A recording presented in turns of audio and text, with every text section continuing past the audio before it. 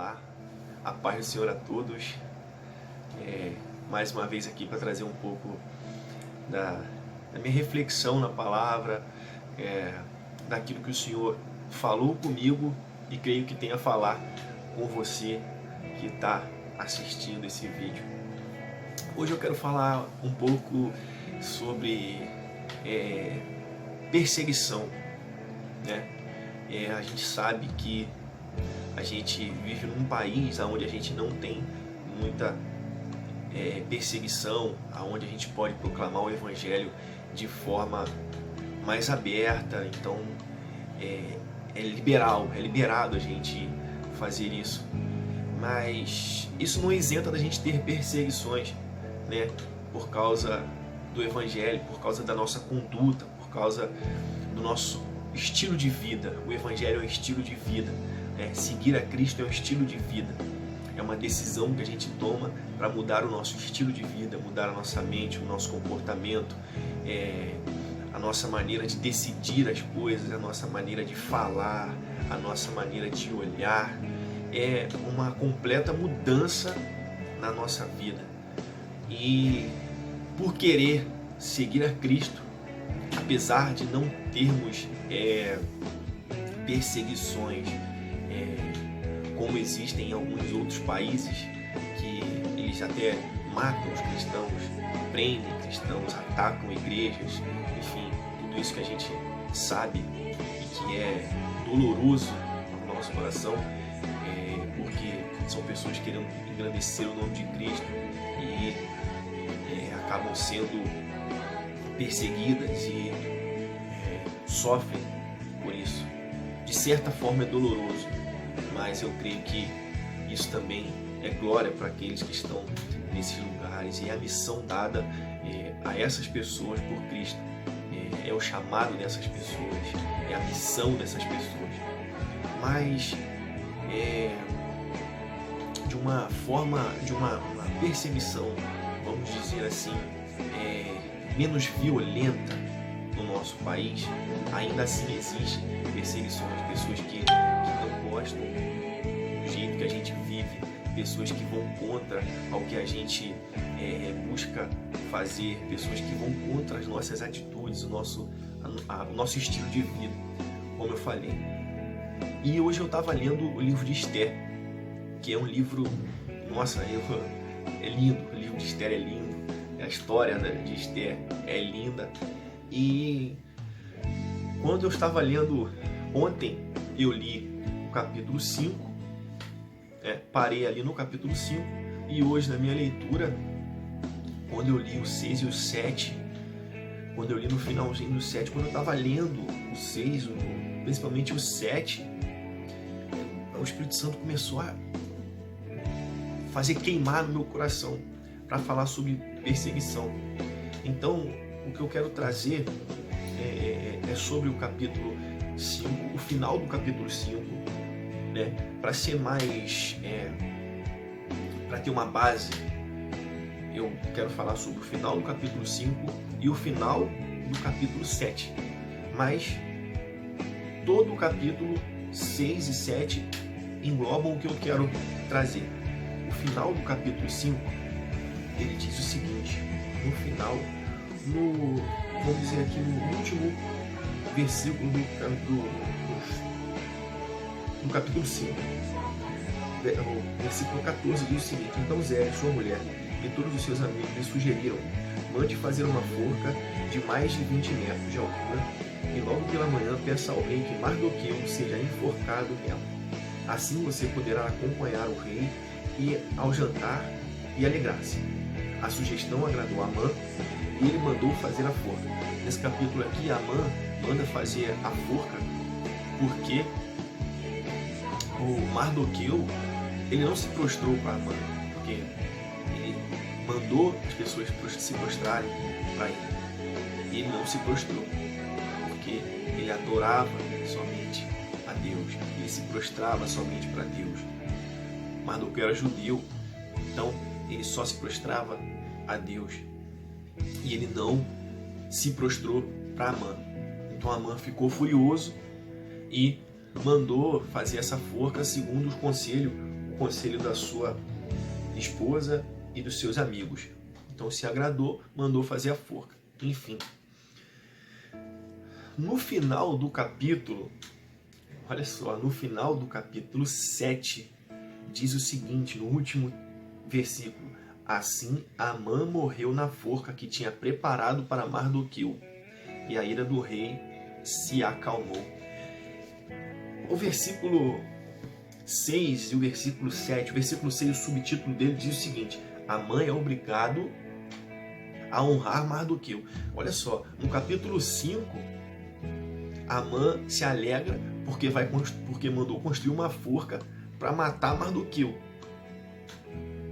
No capítulo 6, o rei pergunta a Amã o que ele poderia fazer a alguém que o próprio rei gostaria de honrar.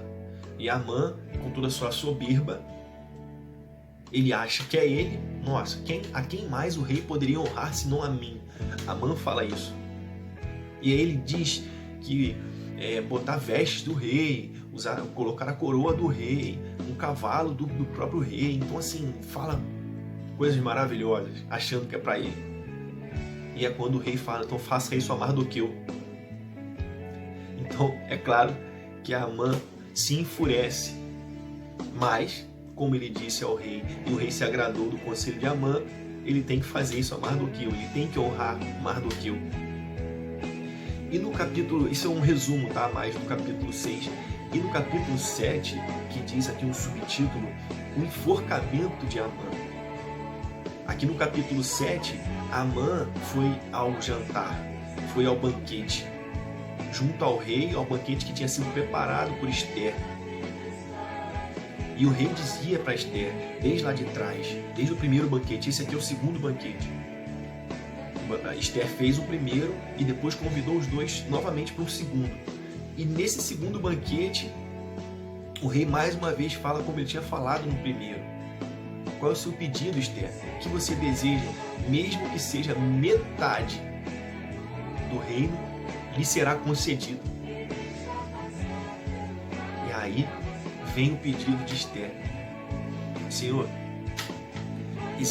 existe um homem querendo fazer o mal ao meu povo, aí que ela se declara, né, no povo judeu.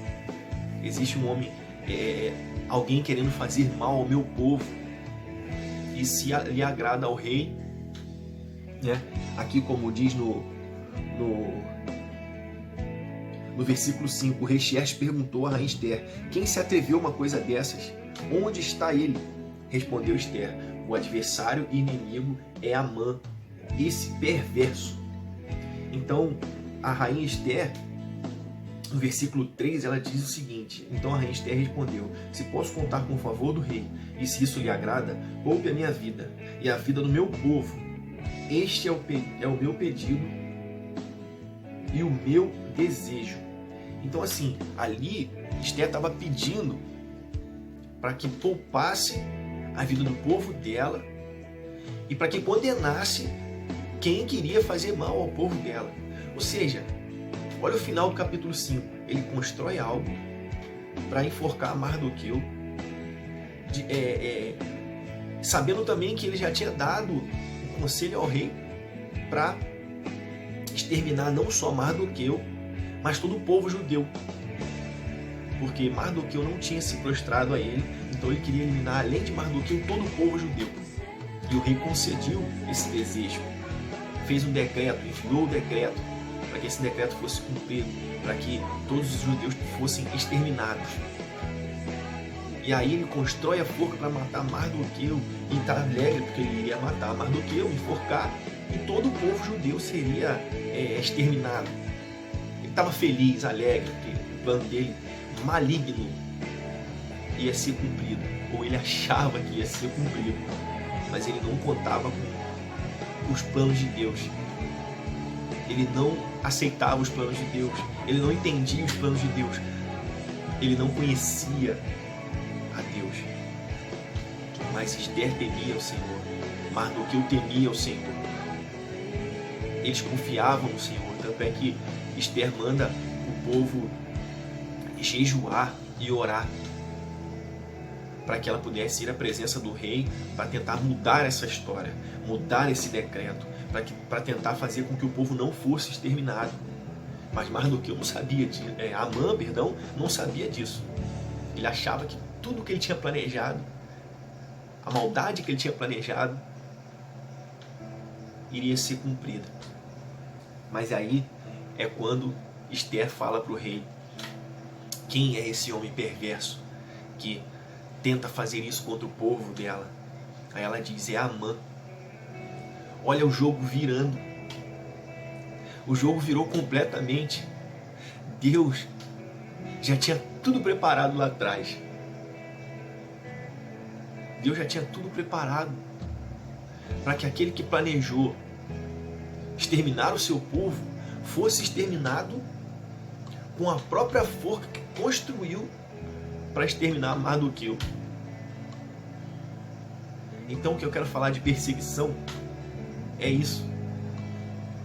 A gente é perseguido, a gente muitas vezes é caluniado, a gente é observado o tempo todo, e as pessoas querem achar falha em nós, aonde possam manchar o nome de Cristo, não só o nosso nome, mas as pessoas procuram achar falha em nós que manchem o nome de Cristo, para dizer assim: nossa, olha só, é esse Deus que eles servem, é esse Jesus que eles seguem.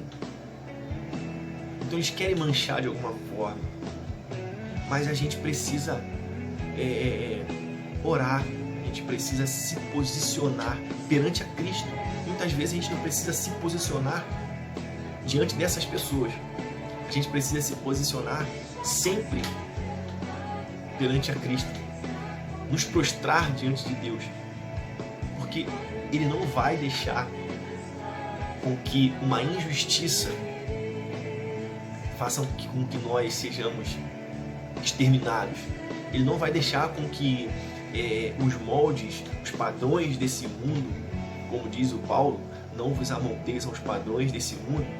Ele não vai deixar com que isso seja a nossa ruína, mas Ele vai fazer com que isso seja para a glória dEle. Aleluia. Ele vai fazer com que isso seja para a glória do nome dEle, para honrar o nome dEle.